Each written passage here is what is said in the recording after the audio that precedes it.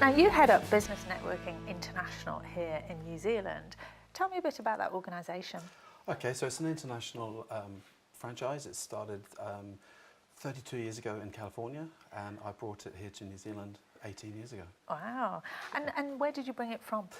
So I was a member in London, Yeah. and I emigrated to New Zealand and bought the franchise. Cool. The rest is history. And, you know, what were you doing then? What made you think you'd like to do that? Well, my previous career was I was a property valuer, and I've been doing it for 15 years, and I really didn't like it very much. And so it was just a great opportunity. Yeah.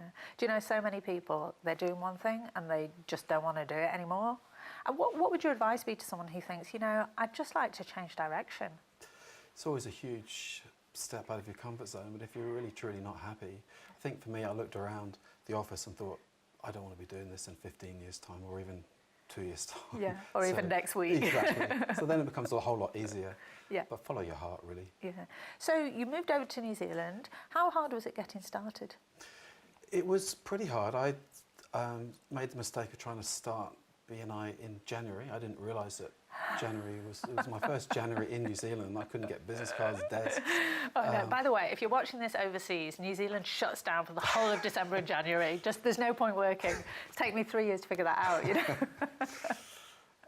But after that, I was off and off I went. And you know, when you're starting from scratch, I set up an office in my bedroom and off I went. So you set up BNI here as a networking business. Yes. Tell us a bit about the format and how that works. Okay, so basically we assemble groups of people, business people, one person per trade or profession.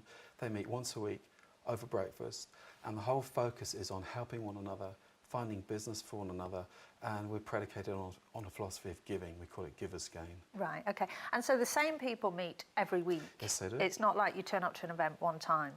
No, so you join and it takes time to develop those networks and trust, because when you give it a referral to someone, you're putting your reputation on the line. Yeah. So people aren't just going to do it just because they're part of a networking group that you've joined. Yeah, you actually have to know people. To earn the trust and confidence. Well, they say, don't they, that people buy from people they know, like and trust. Exactly.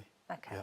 So week in, week out, people turn up to the same networking event. They get to know and trust each other. And then you talked about referrals. Yes, so basically most people are always listening for opportunities for themselves. When you're part of a BNI group, there's a slight shift in your mindset and you're listening out for opportunities for other people. Yeah.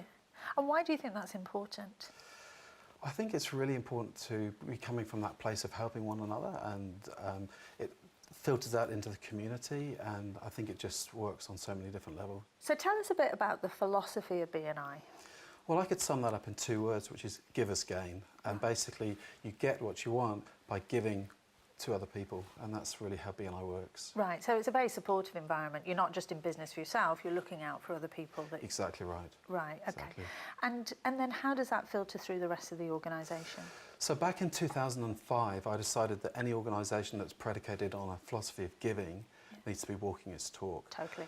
And so I looked for a charity, and the reason I chose Hospice, which is our chosen charity, is because I'd seen what happens in a group when a member or one of their loved ones gets sick, and the way that that whole group will rally around and support that person. And I just realised that that's what Hospice is doing in our community. They're there flying beneath the radar until you need them, and then their service is completely free. And the support that they offer is just tremendous. Yeah, it's a helping hand. Yeah. It really is, yeah. And so how does the alliance between BNI and Hospice work? What's actually manifesting? So we are, Hospice New Zealand's one of their national partners. We fund the palliative care scholarship program. So basically what that means is Sue and myself give Hospice New Zealand every year a chunk of money. Yeah, and great. then anybody that's working in hospice that wants to upskill can apply to Hospice New Zealand for a scholarship, and they administer that. Yeah. So we do that. I also volunteer myself as at a hospice. I'm a registered psychotherapist, so I volunteer one of my days there. I am. And then what's really nice is that has filtered down to the whole organisation, and so many of the groups are putting on fundraisers all around the country to raise money for their local hospices. So we've raised over $2 million now. Blimey. So it's working really well. That's fantastic. How many BNIs are there under your control? In New Zealand we have 113 chapters now. That's a lot, yeah. 2,600 members. Yeah. Yeah. And what skills do you think that you need to lead an organisation like that?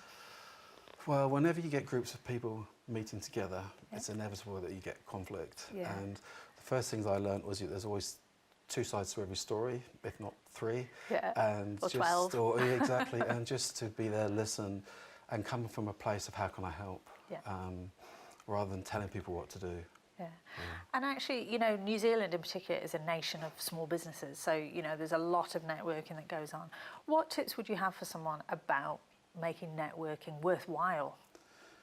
Well, I think networking is so important. I mean, it's great for business, but I mean, studies have shown that people who are well networked and well connected live happier, healthier lives. Interesting. It's better for our mental health, and it's better for our communities, because that, as I said before, it spreads out into the communities, and we all start working together. Yeah. So really, if you're in business on your own, don't be alone. Join a network. Exactly. Okay. Brilliant. Thanks for joining us, Graham. Thank you very much.